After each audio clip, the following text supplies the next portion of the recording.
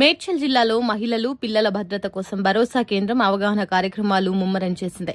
ఈ రోజు 3 వేర్వేరు ప్రాంతాల్లో జరిగిన సదస్సులో మొత్తం 268 మంది పాల్గొన్నారు.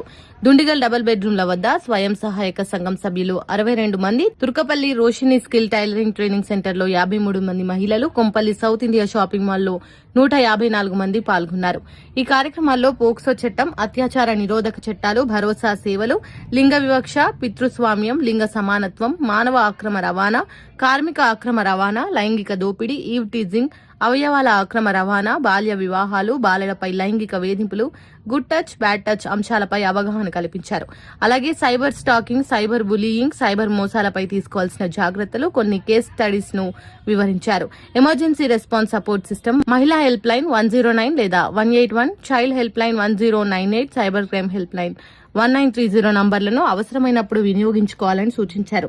భరోసా centre admin Kalyani, legal counsellor Akhila, support persons Mounika, Sameena, receptionist Mounika, Swapna కూడా ఈ కార్యక్రమాల్లో పాల్గొన్నారు. మీరేమైనా ఫేస్ చేస్తే మాకు చెప్పండి. ఇది ఏంటి అంటే అండర్ డిపార్ట్మెంట్ అంట, ఉమెన్ సేఫ్టీ వింగ్ అని లక్డీ కపుల్లో మా హెడ్ ఆఫీస్ ఉంటుంది. మాకు ఏడీజీపీ డీజీపీ మేడం మాకు హెడ్ ఇన్ఛార్జ్ అనమాట.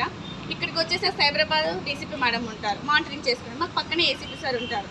అంటే మేము ఎందుకు బయటకు వచ్చామంటే మేము రిసీవ్ చేసుకున్న కేసెస్ మా వరకే తెలుస్తాయి.